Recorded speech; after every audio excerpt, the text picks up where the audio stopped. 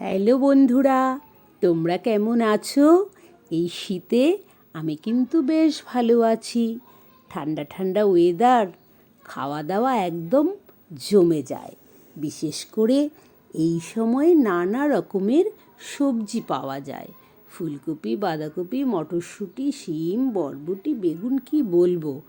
বাজারে গেলে সবজির দিকে তাকালেই মন ভরে যায়।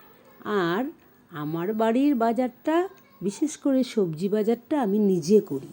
যখন ডিউটি থেকে ফিরি তখন বাজারটা করে নিয়ে আসি। প্রতিদিন আমি সবজি কিনে নিয়ে আসি। তারপরও বাড়ির উপর যে সবজিওয়ালা আসে আমাকে ডেকেই যায়, জানে এই দিদিভাই সবজি খেতে ভালোবাসে। তাই এই ভালোবাসাটাকে কাজে লাগিয়ে আজকে ফুলকপি দিয়ে রুই মাছের ঝোল রান্না করি। তোমরা দেখো আর খাও। তোমরাও বাড়িতে রান্না করো আমার মতো করে, অল্প তেল মশলায় সুস্বাদু ফুলকপির ঝোল। অনেকে ফুলকপিটা অনেক তেলে ভেজে নেয়, সেটা তো অয়েলি রেসিপি হয়ে যায়। আমি কিন্তু সেদ্ধও করিনি আর বেশি তেলেও ভাজিনি।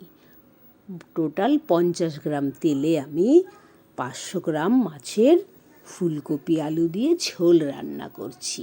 আমার তেলের শিশিটা তোমাদের দেখিয়েছি, হয়তো খেয়াল করোনি। আমি অল্প তেলে আর অল্প মশলাতেই সব কিছু রান্না করি। বর্তমান যা সময় পড়েছে, প্রতিটা মানুষেরই কোনো না কোনো অসুখ রয়েছে। কারোর ওবেসিটি, কারোর কোলেস্টেরল, কারোর ফ্যাট।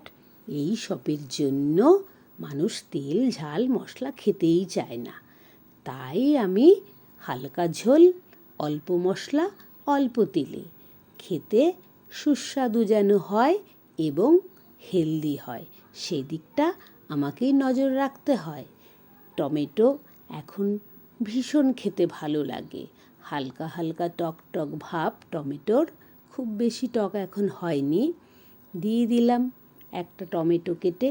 যখন ঝোল ফুটে গেল, মাছগুলো ভেজে রেখেছি সেগুলো ছেড়ে দিলাম। হয়ে যাবে আমার আলু ফুলকপি দিয়ে রুই মাছের ঝোল। আদা, জিরে, পেঁয়াজ, কাঁচা লঙ্কা বাটা দিয়েছি, আর একটু কাশ্মীরি লঙ্কার গুঁড়ো দিয়েছি। নামানোর আগে ধনেপাতার সুন্দর গন্ধ।